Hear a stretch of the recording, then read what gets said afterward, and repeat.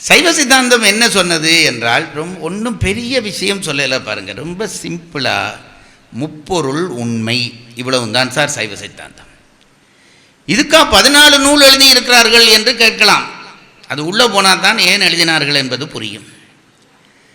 முப்பொருள் உண்மை இவ்வளவு தான். அது என்ன முப்பொருள் உண்மை என்றால், இந்த உலகத்திலே பதி பசு பாசம் என்கின்ற 3 தான் உள்பொருள்கள்.